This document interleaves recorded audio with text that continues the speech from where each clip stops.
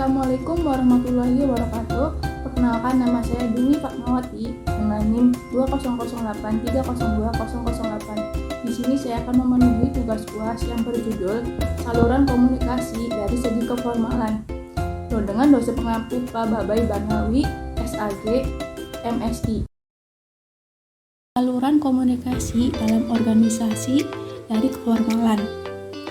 Praktek organisasi bukanlah menjadi hal yang asing lagi dalam kehidupan kita sehari-hari, di mana hampir semua bagian dari sosial masyarakat merupakan bentuk organisasi, dan sebagai makhluk sosial yang sering berinteraksi dalam sebuah organisasi, penting untuk memahami mengenai komunikasi yang diterapkan dalam organisasi.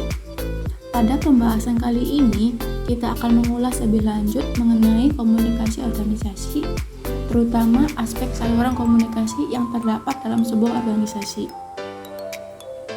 Sebelum membahas mengenai saluran komunikasi dalam organisasi, tentunya perlu kita memahami terlebih dahulu mengenai konsep organisasi itu sendiri.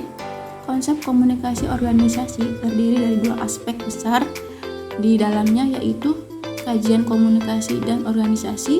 Untuk dapat memahami konsep komunikasi organisasi terlebih dahulu, kita perlu memahami konsep kedua kajian itu secara terpisah. Saluran komunikasi formal. Pertama, kita akan membahas mengenai saluran komunikasi formal yang ada dalam organisasi, yaitu komunikasi yang terjadi dengan persetujuan resmi organisasi atau peraturan organisasi tersebut dan berisi hal-hal yang berhubungan dengan kinerja dan produktivitas organisasi. Saluran formal memiliki tujuan atau fokus pada kepentingan dalam organisasi dan untuk mencapai tujuan organisasi, serta biasanya dilakukan dengan cukup resmi. Misalnya saja dengan proses komunikasi tertulis, melalui memo, surat, atau pernyataan melalui jumpa pers yang mana prosesnya sudah diatur dalam prosedur tertentu. Mengapa komunikasi di sekolah bersifat formal? Komunikasi formal adalah suatu proses komunikasi yang bersifat resmi dan biasanya dilakukan di dalam lembaga formal melalui garis perintah atau sifatnya instruktif berdasarkan struktur organisasi oleh pelaku yang berkomunikasi sebagai petugas organisasi dengan status masing-masing yang tujuannya menyampaikan pesan yang terkait dengan kepentingan dinas. Suatu komunikasi juga dapat dikatakan formal ketika komunikasi antara dua orang atau lebih yang ada pada suatu organisasi dilakukan berdasarkan prinsip-prinsip dan struktur organisasi.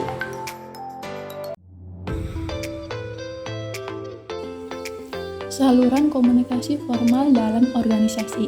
Yang ke-1, komunikasi dari atas ke bawah. Komunikasi dari atas ke bawah merupakan aliran komunikasi dari tingkat atas ke tingkat bawah melalui hierarki organisasi. Bentuk aliran komunikasi dari atas ke bawah berupa prosedur organisasi, instruksi tentang bagaimana melakukan tugas, umpan balik terhadap prestasi bawahan, penjelasan tentang tujuan organisasi, dan lain sebagainya. Salah satu kelemahan komunikasi dari atas ke bawah adalah ketidakakuratan informasi karena harus melewati beberapa tingkatan. Pesan yang disampaikan dengan suatu bahasa yang tepat untuk suatu tingkat tetapi tidak tepat untuk tingkat paling bawah yang menjadi sasaran dari informasi tersebut. Yang kedua, komunikasi dari bawah ke atas. Dalam aliran komunikasi dari bawah ke atas dirancang untuk menyediakan umpan balik tentang seberapa baik organisasi telah berfungsi. Bawahan diharapkan memberikan informasi tentang prestasinya, praktik, serta kebijakan organisasi. Selanjutnya, komunikasi dari bawah ke atas dapat berbentuk laporan tertulis maupun lisan, kotak saran, pertemuan kelompok, dan lain sebagainya. Permasalahan utama yang terjadi dalam komunikasi dari bawah ke atas adalah bias dan penyaringan atas informasi yang disampaikan oleh bawahan. Kemudian komunikasi dari bawah ke atas digunakan untuk memonitor prestasi organisasi. Seringkali bawahan memberikan informasi yang kurang benar kepada atasannya, terutama untuk informasi yang tidak menyenangkan. Akibatnya, komunikasi dari bawah ke atas seringkali dikatakan sebagai penyampaian informasi yang menyenangkan atasan dan dari informasi yang perlu diketahui oleh atasan. Yang ketiga, komunikasi horizontal. Pada aliran komunikasi horizontal, bentuk komunikasinya adalah kepada orang-orang yang memiliki hierarki yang sama dalam satu organisasi.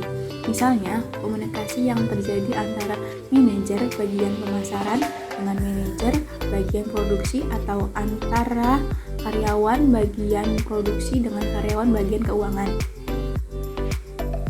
Yang keempat, komunikasi diagonal merupakan aliran komunikasi dari orang-orang yang memiliki hierarki yang berbeda dan tidak memiliki hubungan kewenangan secara langsung. Contohnya, komunikasi antar manajer pemasaran dengan kepala sebagian pengendali mutu.